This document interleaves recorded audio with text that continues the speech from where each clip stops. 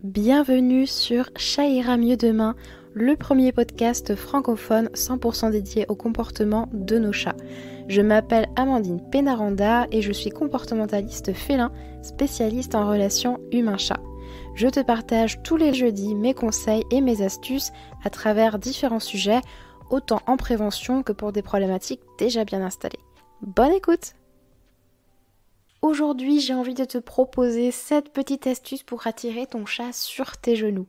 Alors cet automne, c'est en plus la saison parfaite en attendant l'hiver pour recommencer à se blottir sous des plaids douillets, siroter une petite tasse de thé, passer du temps à lire ou encore regarder forcément des films et des séries avec son chat. On a tous besoin de chaleur un petit peu pendant cette période de l'année où il va faire un petit peu plus frisquet et de confort, mais quelque chose semble clocher un petit peu dans le décor. Alors, je peux te sentir peut-être un peu triste si tu écoutes forcément cet épisode, voire peut-être aussi démoralisé, car ton chat refuse de monter sur tes jambes et d'y rester pour quelques câlins. Donc, que faire si Minou s'entête à ne pas vouloir venir ? Je sens peut-être aussi monter de l'agacement et de la frustration, mais pas de panique. Je vais te donner quelques conseils pour l'inciter à venir sur toi afin qu'il puisse te tenir bien chaud cet hiver. Vu les restrictions de chauffage, on va trouver toutes les petites astuces possibles pour ne pas mourir de froid et en même temps passer un bon moment avec notre chat. Alors, le premier point qu'on va voir ensemble, ça va être d'apprendre déjà, si ce n'est pas fait, à ton chat son prénom. Donc pour commencer dans ce processus-là, à mon sens, il est mieux que ton chat comprenne en fait que tu t'adresses à lui et que grâce à ça, il va obtenir quelque chose de sympa en fait en retour. Les chats sont opportunistes, alors vaut mieux y aller dans ce sens pour plus de chances de réussite. S'il y a quelque chose de sympa à la clé, forcément il va vouloir après reproduire un petit peu le truc. Donc n'hésite pas à te munir de ses friandises préférées. S'il n'en a pas encore, en fait, n'hésite pas à en chercher, à trouver. Il y a forcément un petit truc qu'il aime bien. Ça peut être des bâtons de crème alléchés Vitacraft par exemple, ou même pour dépanner les petits Catisfaction du Leclerc. Le but est de trouver vraiment une friandise qui va servir d'outil. Donc assure-toi peut-être aussi avant de les prédécouper en plusieurs petits morceaux. Tu n'es pas obligé de lui donner les morceaux en fait en entier d'un coup. Ça reste quand même des petits bonbons, on va dire pour chat. Donc ça peut faire un peu grossir. Et le but ici, c'est pas que ton chat devienne obèse en 5 jours. Donc n'hésite pas à les casser en plusieurs petits morceaux. Ça gardera en même temps toute son attention par rapport aux petits exercices que tu vas essayer. Donc la technique pour lui apprendre son prénom, en premier, ça va être de lui faire tester justement ces fameuses friandises quelques jours avant, voir s'il les apprécie. Sinon, il va vraiment falloir que tu trouves une autre sorte, au niveau d'une autre saveur peut-être, une autre texture. N'hésite pas à essayer des choses. Le deuxième petit test pour ça va être de répéter en fait son prénom. Par exemple, s'il s'appelle Félix, ça va être de dire Félix avec les friandises en main et de voir s'il réagit. Ne serait-ce que s'il bouge une oreille en fait en entendant le mot Félix, hop, tu peux donner un petit morceau de friandise. C'est déjà très bien, même s'il ne bouge qu'une seule moustache, ça nécessite ça incite à ce qu'il ait une petite réaction, donc c'est toujours ça de prix. Répète cet exercice aussi plusieurs fois d'affilée parce que ça va fonctionner forcément, comme je l'ai dit avant, à répétition, donc sur plusieurs jours s'il le faut. Donc dès qu'il y a une petite réaction, aussi minime soit-elle, récompense cette réaction. S'il tourne la tête, s'il te regarde, si peut-être il s'approche, bouge une oreille, tourne un œil vers toi, vraiment peu importe, en fait c'est ça de prix pour attirer son attention et pour qu'il commence à faire une bonne association avec ce que tu lui proposes. En fait ça va être en gros Félix égale bonbon pour lui. Donc ça va être très important. Essaye ensuite peut-être de t'éloigner un petit peu pour le faire venir en lui tendant la friandise dans ta main et en disant son prénom en premier. Vraiment essaye de bien associer son prénom, donc forcément ce mot pour lui, Félix, à un geste, à quelque chose forcément en fait qui reçoit la friandise et essaye de t'éloigner un petit peu, voir s'il te suit, essaye de changer de pièce, voilà, essaye des petites choses, voir comment il réagit. Ça peut prendre un petit peu de temps, ça paraît compliqué, mais franchement c'est assez simple. Il peut vite enregistrer ça, hein, vraiment, mais il faut qu'il ait quelque chose d'intéressant à la clé. Même si c'est pas des friandises, ça peut aussi être, pourquoi pas, de la pâtée, hein. Ensuite, une fois que son prénom est bien intégré, ben, tu vas pouvoir passer à la suite. Et le point numéro 2, c'est le plaid. Donc, choisir le bon plaid. J'ai remarqué que selon les chats, son épaisseur en fait et sa texture pouvaient avoir un impact sur le fait qu'un chat va s'y reposer ou non. Souvent c'est la polaire qui l'emporte. Les plaids qui sont très doux et qu'on trouve facilement dans le commerce et que l'on peut accorder en fait très simplement avec nos décorations intérieures, c'est ce qui fonctionne le mieux. Là ça va être à toi de voir aussi ce qu'il préfère. Donc toutes ces choses-là forcément ça va marcher sur l'observation. Observer son chat à chaque étape pour chaque chose. Donc je te conseille en fait de poser un plaid, on va dire teste un plaid que tu as trouvé n'importe où sur internet, à Carrefour, peu importe, un plaid que tu trouves sympa où tu te dis tiens il aimerait bien, bah tu prends ce plaid et tu peux vraiment le déposer sur ton canapé ou sur ton lit, je te vois venir, hein, t'es pas obligé de t'embêter à faire 36 pliages pour avoir un carré ou un rectangle parfait. Vraiment pose-le en boule à l'arrache, hein, comme on dit, sur le canapé ou sur le lit, et attends. Quitte à ce que tu mettes, pourquoi pas, des petites friandises aussi dessus, bah justement les friandises qu'il adore. Essaye de vaporiser peut-être un fameux spray d'herbe, tu sais, à la catère, à la valériane ou au matatabi, et attends de voir un petit peu si ton chat va venir s'y détendre. Ça peut prendre un petit peu de temps, c'est normal aussi, hein. Donc n'hésite pas peut-être si tu as besoin à carrément tester à mettre 2 plaids. Pourquoi pas mettre un plaid sur le lit et un plaid sur le canapé. Tu verras bien celui qu'il préfère en fait. Ensuite, tu peux tester aussi, pourquoi pas, d'utiliser le plaid aussi comme un outil de jeu. Donc ça va être de le faire jouer, tu vois, avec un plumeau, une canne à pêche, vu qu'il est un petit peu en boule. N'hésite pas avec le petit plumeau, vu que c'est un peu rigide. Tu peux te cacher sous le plaid pour le faire jouer, l'agiter un petit peu, et comme ça va le motiver à attraper le jouet, le plumeau. Le but dans cet exercice-là, c'est que vraiment, il voit que le plaid, il n'y a pas de danger. C'est un objet sûr, un objet douillet, il peut venir s'en approcher, le sentir. En fait, ça va être quelque chose au départ de nouveau pour lui. Donc il va falloir qu'il prenne confiance en cet objet et après, normalement, ça devrait aller. Donc le but, hein, l'idée ici, ça va être qu'il s'approprie ce fameux plaid au quotidien et que ça devienne le sien. Voilà.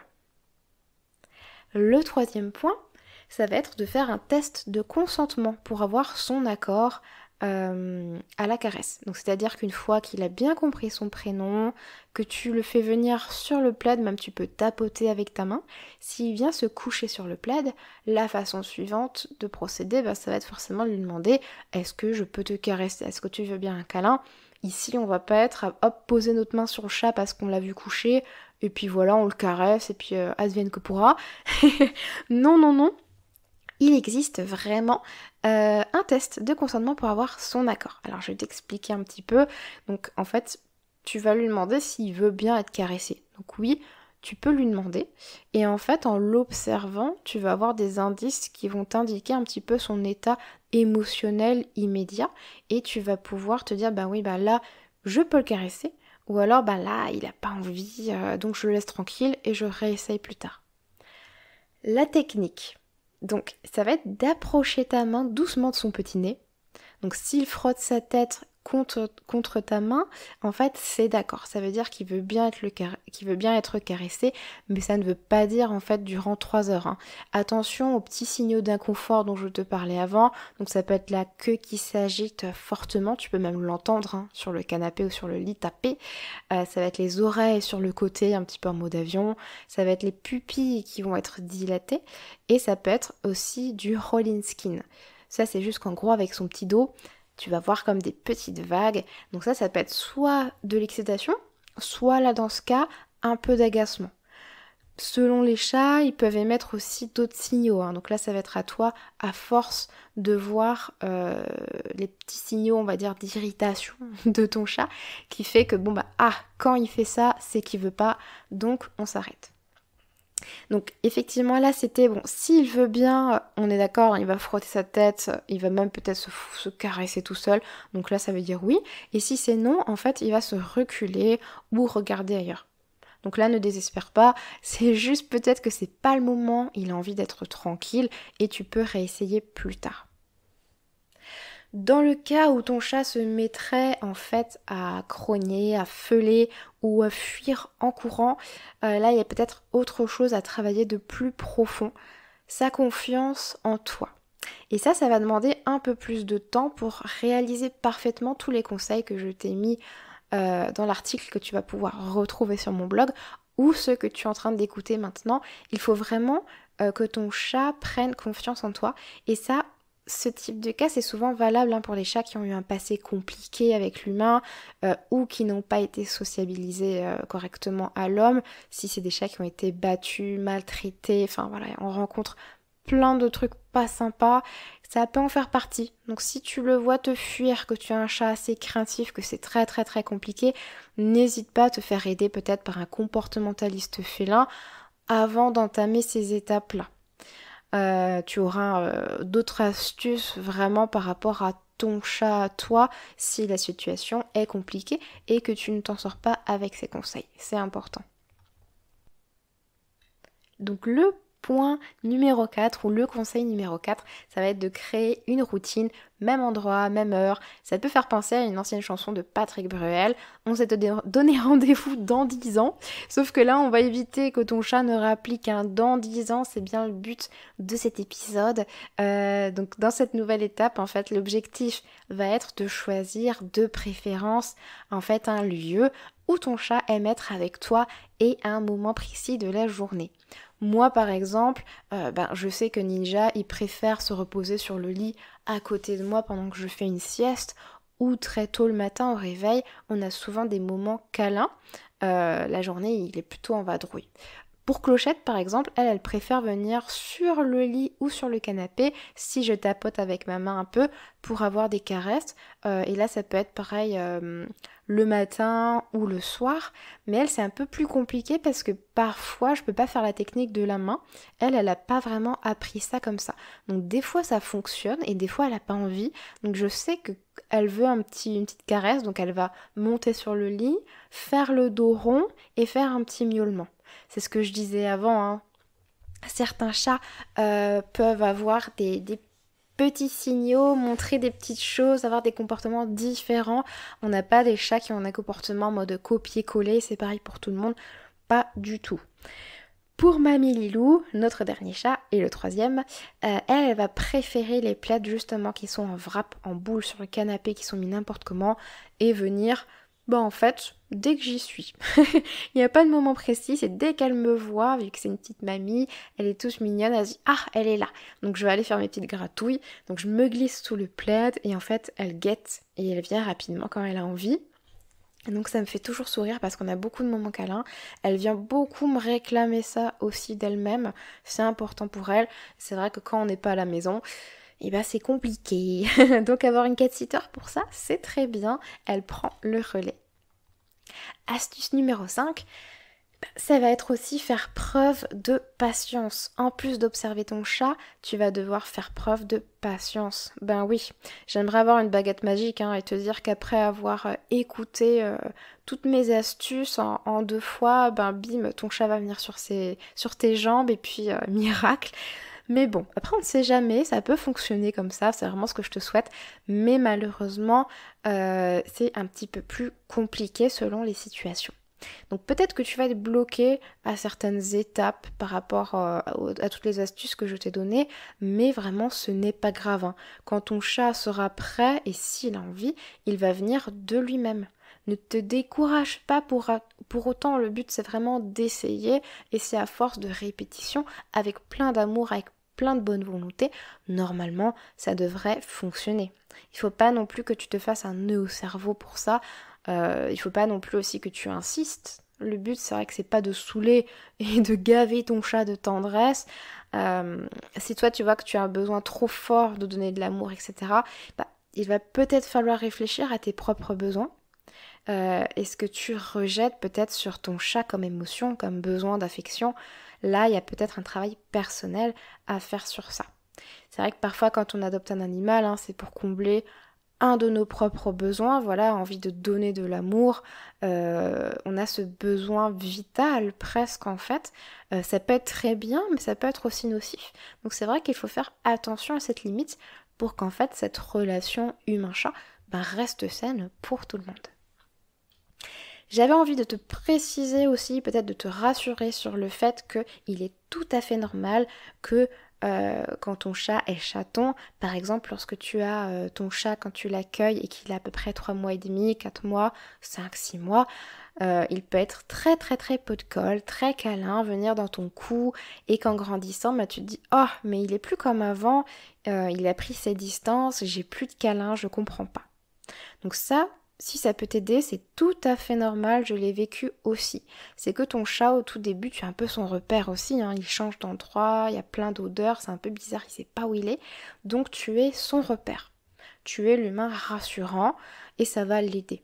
Quand il va grandir, en fait, il va enfin être rassuré d'être chez toi, de s'y sentir bien et donc il va commencer à gagner en confiance, en autonomie et il va se mettre à explorer, à s'approprier ton logement et puis à s'occuper à sa façon, hein, donc à occuper ses journées et les câlins c'est cool mais il en a plus forcément envie comme quand il était chaton.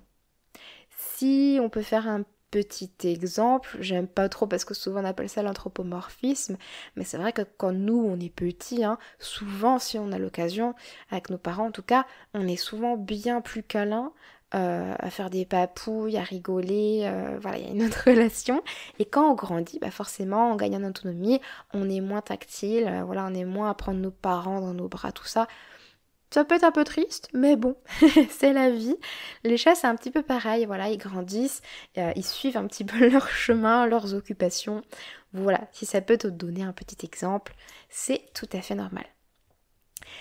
Et l'autre petit truc, c'est moi ce que j'ai remarqué avec mes chats, vraiment très important, c'est qu'il faut aussi que tu sentes en fait au fond de toi, que tu le veuilles vraiment, de te dire oui je vais établir un contact sincère avec mon chat, j'ai envie qu'il vienne sur moi, je veux lui faire des câlins, en toute bienveillance vraiment, parce que ton chat peut le ressentir. Si tu es distant ou distante et que tu le repousses et que tu n'as pas envie et que tu hésites et que bof, ne t'inquiète pas que ton chat va le sentir. Moi vraiment, on a tous nos humeurs et j'ai mes humeurs où je me dis tiens, là j'ai pas envie de câlin, franchement je veux qu'on me laisse tranquille, rien que d'avoir le chat sur moi ça m'irrite, j'ai pas envie. Oui, j'ai des moments comme ça, c'est parfaitement humain et mes chats le sentent. Donc ça, c'est vraiment un autre point pour moi qui est essentiel, c'est de faire ressentir à ton chat, sans lui dire, sans faire quelque chose de particulier, mais le ressentir au fond de toi, te dire ok, là c'est une période où j'ai besoin de mon chat, je veux qu'il soit près de moi, je veux lui faire des câlins. Et ne t'inquiète pas que ça peut fonctionner. Alors c'est bizarre, hein, on pourrait se dire bah oui mais attends, elle me parle de télépathie ou comment ça se passe? Ça pourrait presque être ça, sauf que c'est pas vraiment ça. C'est que selon nos humeurs, en fait, on va adopter des comportements, des gestes, des petites choses qui vont être imperceptibles pour nous parce qu'on s'en rend pas compte. Mais quand on est de bonne humeur, quand on est de mauvaise humeur, on réagit, on se comporte différemment. Sauf que ton chat, ça, il va le voir. Le fait qu'il se fait peut-être un peu repousser, ou que tu te retournes un peu plus brusquement sur le canapé, ou que tu esquives un contact que lui est venu chercher parce que t'as pas envie. Tout ça, c'est des petits détails, mais que lui intercepte en fait au passage, au vol. Donc voilà, ça c'est vraiment un autre point important à prendre en compte si tu veux que ton chat vienne sur toi. Donc ça, je l'ai vraiment testé, hein. De toute façon, ce que je te conseille ici, c'est des choses vraiment testées et approuvées. Mais voilà, c'est vrai que les moments moi où je me sens mieux, où ça va, vraiment il y a tout le monde qui rapplique d'un coup. Donc ça c'est aussi tout à fait normal. Astuce numéro 6, l'avant-dernière, ça va être tout simplement, tout bêtement, d'accepter ton chat tel qu'il est. Ben oui, Parce que si malgré tous tes bons efforts, Félix, il ne veut pas, il ne veut pas, et un point c'est tout. S'il n'a pas envie d'être caressé, s'il n'a pas envie de venir, c'est que peut-être il est comme ça, tout simplement, ça fait partie de son tempérament, mais c'est pas pour autant qu'il faut que tu te décourages, et peut-être que ça peut venir un jour, même si c'est dans 2 ans, dans 3 ans, et oui, dans 5 ans, dans 6 ans, garde cet épisode sous la main, ou si tu lis la version article qui arrive bientôt, garde ça sous la main et puis réessaye les exercices plus tard. Ça peut être pour une prochaine fois. C'est vrai qu'avec les chats, parfois, il vaut mieux pas être trop pressé. Ça, on le regarde quand on met des objets chez nous. Parfois, c'est pas utilisé tout de suite. Mais le chat grimpe sur l'arbre à chat au bout d'1 an. Voilà, là, il peut très bien faire la même chose et venir sur toi au bout d'1 an. Il viendra peut-être quand tu t'y attendras le moins, qui sait. Et peut-être inconsciemment quand tu seras aussi plus ouvert à ça. Donc tant que toi tu apportes beaucoup d'amour à ton chat, franchement, tout est possible. Comme je le disais aussi avant, néanmoins, c'est sûr que certains chats n'apprécient pas vraiment le contact avec les humains. Et c'est comme ça en fait. Si toi tu avais l'idéal relationnel humain-chat, qui est tout le temps collé et autres, il va falloir peut-être remettre ça, on va dire, au goût du jour et te dire, mon chat en fait, il est comme ça, c'est tout. Et je dois l'accepter, je dois apprendre à le connaître et avoir peut-être aussi vraiment, quand je dis apprendre à le connaître, c'est pendant combien de temps mon chat aime être caressé. Est-ce que c'est 2 secondes? Est-ce que c'est 10 minutes? Est-ce que c'est une demi-heure? Et quelle partie du corps il préfère? Est-ce qu'il préfère la tête? Est-ce que pour lui le ventre c'est ok? Est-ce qu'il aime bien quand je longe le dos et à la base de la queue? Tout ça, moi, je le sais avec mes chats. Mais là, la question, c'est est-ce que toi, tu le sais avec le tien? Donc, c'est vrai que cet article-là, c'est pour... cet épisode, c'est vrai que je fais les 2 versions, donc ça me porte un peu à confusion.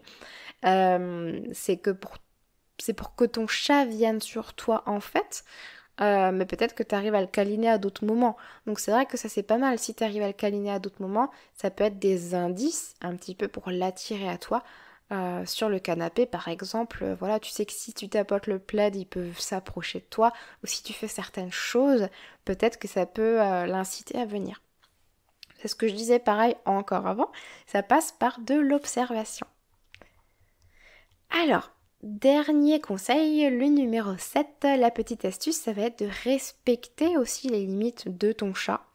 Un non c'est non, comme ce que je disais avant, ça va passer par le test de consentement et si ton chat ne veut pas un contact, en fait il est important de respecter ses préférences pour ne pas le contraindre.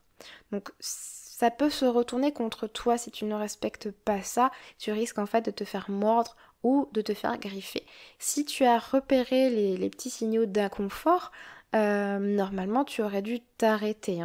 Comme je l'ai dit aussi plus tôt, je sais que je répète souvent ça, ça va être une queue qui fouette rapidement, qui tape, qui fait du bruit, je te les répète au cas où, les pipis qui deviennent subitement dilatés, les oreilles qui tournent sur le côté en mode avion, le petit dos qui fait des vagues, qui va s'agiter très rapidement, ou tout simplement il peut se reculer ou te repousser avec ses pattes.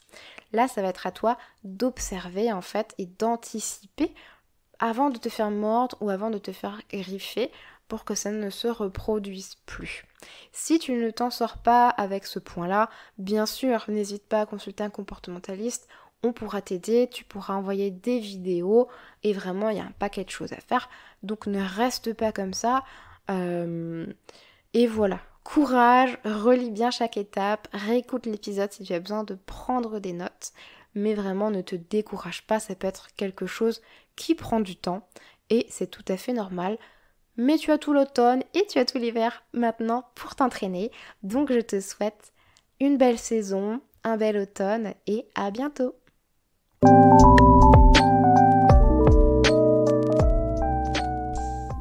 Voilà. C'est tout pour aujourd'hui. J'espère que tu as pu apprendre de nouvelles choses afin d'avoir une meilleure compréhension de ton chat. Si c'est le cas, n'hésite pas à le partager à ton entourage et à me faire un petit retour. Ça me fera très plaisir. Et en plus, ça me permettra d'augmenter dans les classements et de me donner encore plus de motivation pour t'offrir toujours le meilleur contenu et les meilleurs conseils. Merci beaucoup pour ton soutien et très bonne fin de semaine à toi.